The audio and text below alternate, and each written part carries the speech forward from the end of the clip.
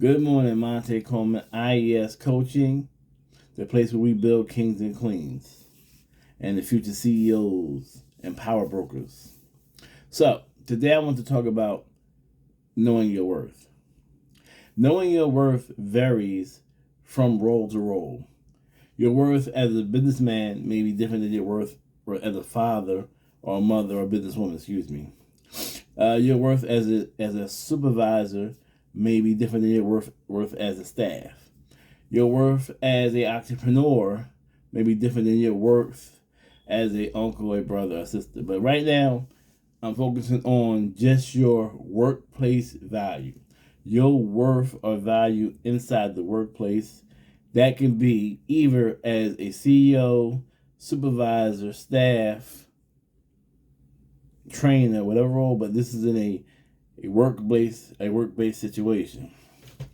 The reason why it's so important to know your worth is 5 that I had today. And the 5 that I have today, I'll give you the list and I'll break them down. 1, shows you a room for improvement. Where can you work on? What can you work on? 2, it gives you the power of negotiation. You can't really negotiate unless you know what you're worth.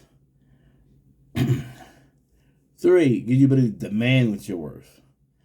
4, turning down offers and accepting offers of employment or business opportunities. And 5, and last but not least, not overstepping or overvaluing yourself. And I'll explain all those starting with the first one. Room for improvement. Really knowing your workplace value can really help you to not just move forward, but to maintain employment. The first person to get fired in a downsizing or reorganization is a staff member or supervisor or director who does no value, who has no value. Their work really gives no tentative payback for the amount of money that they make. So if you're in your job and you know it's a meme that goes out, it says, "I don't do nothing at work today," and that cute little video that goes with it, people post. If that's you, if you spend majority of your work day doing nothing of value, understand that's why it's important for you to know that, because if they downsize, you're the first to go. If they do a real, research based, looking into the job, seeing who does what amount of productivity they produce, you'll be the first to go. So the room for improvement thing is, you may have a job that there is room for you to have value if you just push a little harder, get a little more training, get a little more product knowledge, whatever it is. But knowing your worth makes you able to understand that there's room for improvement so you can be the best person that you choose to be. Not everybody in every job wants to be the best at it, but at least knowing your worth knows where you are on the scale of job excellence and how you can improve up and down. Negotiation, very important. I'm going to spend a little time here. If you know your worth to some entity, business, or even job, it gives you the power to negotiate more than they're willing to give you from the gate. Meaning you can negotiate a greater salary, a better package, a more solid position. Because what happens if you know you're valuable to that company and you're worth a lot, then you fall into the category of someone who is needed. And that need enables you to be able to ask for more. But if you don't know your worth, you will not even negotiate. 1, you won't ask for your proper worth. You'll be quick to take the first offer thrown on the table. 2, with negotiations, you may overstep and lose the offer. And we'll talk about overstepping in a minute. Number 3 on the list is demand your worth. This is a little different than negotiating. Demanding your worth is negotiation is about salary, vacation, perks. Demand your worth is once you're on a job, demanding the respect, demanding to be heard, demanding that, I would say the power piece. Demanding your worth. If you know you're a supervisor and you have skilled your crafts and you have certifications and training, you know what you're doing, and you're being micromanaged by your boss, if you know your worth, you could demand to be, listen, I don't need to be micromanaged. This is what I'm capable of doing, and I ask for the opportunity to do it. You can demand your worth.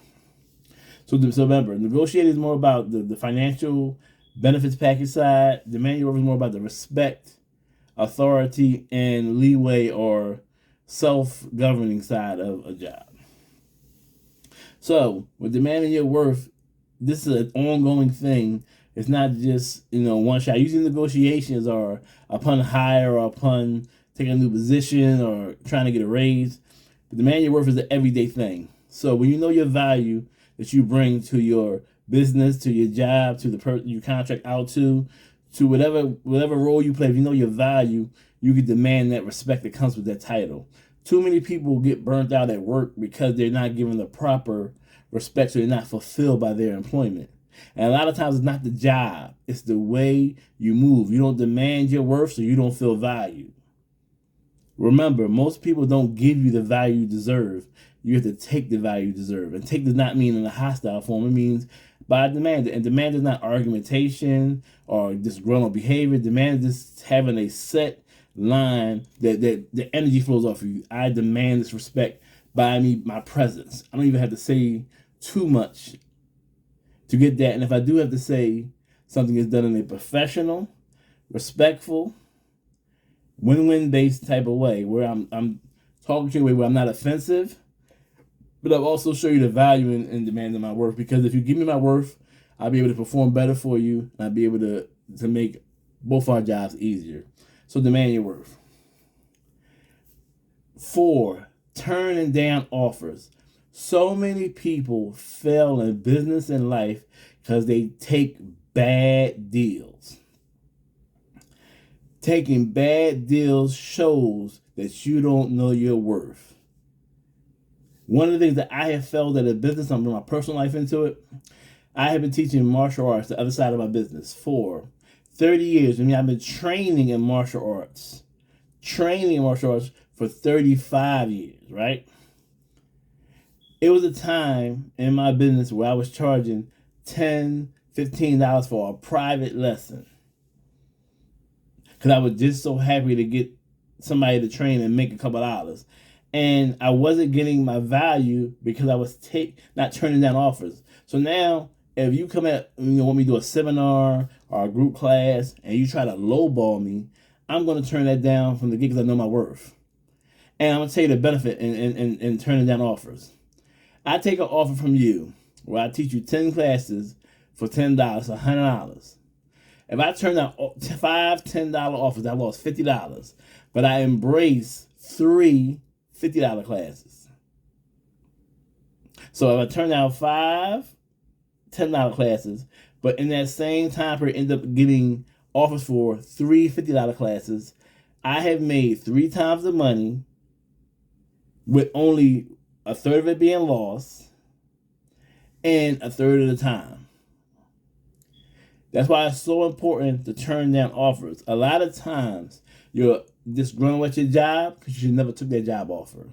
You fail or don't complete your contract because you signed a contract and made a deal that is excruciatingly painful and does not benefit you, so you start to wiggle halfway through the course. Turning down promotions. You took a position that either you wasn't qualified for, or you knew would bring a lot of stress, or various other things that you just knew you should not have taken that position. Turning down offers because you know what you're worth and know your capabilities is the safest and most important thing on this list, because it gives you workplace contentment. It reduces stress. It keeps retention up, job retention, contract retention, customer satisfaction. If you turn down offers, because taking an offer can ruin your reputation as a staff member, as a supervisor, as a business person. It's an old saying, all money ain't good money. So know your worth. Know your worth. Know if you're a local contractor and you say you're doing electrical wiring, and you have the tools and the facilitation, the staff to wire small homes, and a mall contract is too much for you. Just because the money is good does not mean you should take that. You need to know your worth. You know you're not on that level. You're not capable of doing that. And knowing your worth is not about being self-deprecatory. It's just being honest with what you're capable of doing. If I was offered to fight Mike Tyson for $100,000 bare knuckle, I don't think I would take that offer. And I'm a pretty decent fighter, but I just think that I'm not on his level. I'm not a professional. And also, I don't go by the same rules. There's a reason why I wouldn't take that offer. So, turning down offers is a part of knowing your worth. The last step, even though the one before I said was the most important, this one leads to death and destruction. It destroys companies. It destroys countries. It destroys marriages. It destroys business relationships. It destroys personal relationships. This is an all-encompassing thing that you need to understand and knowing your worth. Knowing your worth keeps you from overstepping or overreaching your bounds. You know you have mediocre performance at your job and you bust into your boss's office demanding a raise. You know that you are not consistent and on the verge of being fired, but you decide that this moment you want to speak out against something. You know that you're in a field where the maximum pay is $40,000. You go to a job interview asking for $75,000. You know you're underqualified for a position, yet not only do you apply for it, which is fine, but you ask for perks of someone who was overqualified for the position. And these things hurt because when you come and you overstep or oversell your value, and it gets seen that you're not on that level, one, as an interviewer, I'm gonna tell you, it's looked at fraudulent. I have a distrust for you now because you're selling me something that you can't do. Two, it lets me know you don't know yourself. So that means you have some self-evaluation to do, and it makes you look at you sideways. Three, if I'm doing a contract with you, that means that I can't trust that you can provide the service you say you can provide because I see you already overvalue yourself. So you may overvalue your performance, overvalue your ability, overvalue your resources. So in knowing your worth, don't overvalue yourself. Be honest. If you know you can only handle 10 clients well, don't take 13. If you know you only perform well when you work a 40-hour work week, don't work a 60. If you know you're a mid-range supervisor and not ready for the stress, hustle, and bustle of a CEO position, don't take the position. Don't overstep. Does not mean don't reach for excellence. It means truly understand your worth, your value, your skill set, your ability, and it'll keep you in a safe and a productive line. Because trust me, stepping on stage at a concert to sing a song and you have no singing voice earns you nothing. Nothing other than a bad reputation for being a bad singer. But if you're the best songwriter, you write an award-winning song without uttering a word, you'll be known for your strength. So don't overstep. No, that's one of all these are things of why knowing your value is so important. So you can have room for improvement, so you can be your best you. Negotiation power, so you can make sure that you're taking a situation to be comfortable for you, and that you get the maximum value for what you're valued. Dollar for dollar, straight for straight, pound for pound, as they say in fighting. So you can demand your worth once you're there. Make sure you're getting treated with the respect and dignity that you deserve. Turning down offers. Everything ain't for everybody. All money ain't good money. And not overstepping. Don't sell what you can't provide. I was always told under promise and over deliver. Whole nother video I'm gonna put out. Under promise, over deliver. Some bonus stuff. And this is how to increase your value. Training, education, training, and experience, and getting a mentor.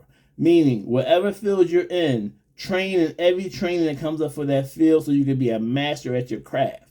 Mentor. Find someone who's already mastered your craft and pluck from the tree of fruit that they provide. Take from that tree of knowledge. Ask questions. Train, education. Go back to school. Degrees. I'm a firm believer because you have a degree does not mean you know what you're talking about, but trust me, degrees open doors, and lack of them slams them on top of you. The glass ceiling is definitely a degree-based shellac on it. And if you get those degrees, you'll find the ceiling will open up. So training education is one. Talk about mastering your craft. Even with that degree, don't just have the degree, Have the education and applicable, applicable knowledge. Whatever craft you get your degree in, whatever craft you train in, learn how to make it applicable in day-to-day operations of a business or life in general. Be valuable as far as not just the paper, but in the knowledge you can use a performance-based way. So it means whatever you do, don't just go to school to get the paper. Master the craft. And if you're currently attending a school, getting a degree, and you find you're not really learning anything, but you're getting great grades, change schools. It's better to go to a school where you're stressed out and struggling and getting C's, but you're mastering a craft, than to go to a school that's giving you easy A's, and when you get into the field, your value is known because you don't really know what you're doing. Story about that. I was a chef one time, and in my other life, and we had this guy who I was never trained professionally as far as going to culinary school, but I was trained on the floor. So we hired this guy who actually went to culinary school as a sous chef under me. His cooking was the worst, but he had paperwork. So don't be that person. All right, consistency. Oh my goodness. I am guilty of not being consistent, and that's why some of my limitations in the past have rippled through to today. I have always had talent, always had knowledge, but I wasn't always consistent with what I was doing. And it's key. Consistency goes to trust. Consistency goes to being chosen. Consistency goes to looked at with respect. When you're not consistent, no matter what other skill sets you bring to the table, you definitely will have a ceiling over you because you will not be trusted. Because they say you might perform well on Monday, but we don't know what you're going to do on Tuesday. Consistency. So become more consistent. Whatever your work level is, lock that in. Make that your minimum. Make your best your minimum. And be consistent with that. Emotional intelligence. Being able to not give in to your emotions. As an interviewer and as a supervisor and as a business owner, what I value most in my peers and my staff is I don't really want to navigate your emotions while I'm in the workplace. I want to get whatever particular thing we need to get done. And I don't want your emotions in the way. Yes, we have time to do what they call excuse me, I'm a loss of words. To break the debrief. There it is. To debrief, and we can talk about stuff afterwards or doing like supervisions. But when we out in the field doing work or seeking our contract or fulfilling our obligations as a business or as a staff, I don't want to deal with emotions. So you need emotional intelligence. When is it appropriate to show anger? When is it appropriate to show sadness and fatigue? When is it appropriate to do all those things? Emotional intelligence, sometimes it ain't the place. Sometimes you gotta, they say, chalk it up. Man up, woman up, tighten up. So emotional intelligence. If you show emotional intelligence as a business person, as a supervisor, as a staff, you'll increase your worth. Stress management. Oh my goodness. This is a whole nother hour video, and I'm not going to subject you to this. I'm going to make it short and brief. Supervision. This is for all you guys who want to move up in the corporate ladder.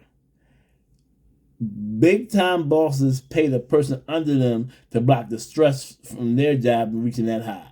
And it works that way up. So for instance, if you're a mid-range supervisor in the middle, your job is to take all the petty stuff that goes with daily operations, handle that so it doesn't go to your boss. His job is to keep all the petty stresses of dealing with the supervisors from his boss, and it goes up and up and up. So in order to do that, you have to be able to handle those stresses. If you have poor stress management or work poorly under stress, you will never be able to climb the corporate scale, at least successfully. You may get that promotion, but you won't keep it. You may get that business, but it won't be successful. Stress management. I cannot emphasize it enough. Matter of fact, now is a great time for me to do a plug. Monte Coleman, IES Coaching. We do stress management. We teach all this on a day-to-day basis. We do one-on-one training. We do online, in-person. We work through problems. We talk about real-life scenarios. We do real-life situations. So please inbox me, reach out. If you like this video so far, I'm a little late with this plug. Please like it and share it. But stress management is one of the most important parts to increasing your work value, because if you can't handle stress well, which, it definitely makes your value less in the workplace. So Monte Coleman IAS Coaching, one of my longest videos ever. Know your worth, but don't look at know your worth as in I'm super valuable. Know your real worth so you can really get the best out of what you're worth and keep being better. So once again, Monte Coma IS Coaching World. Have a great day. I look forward to our next chat.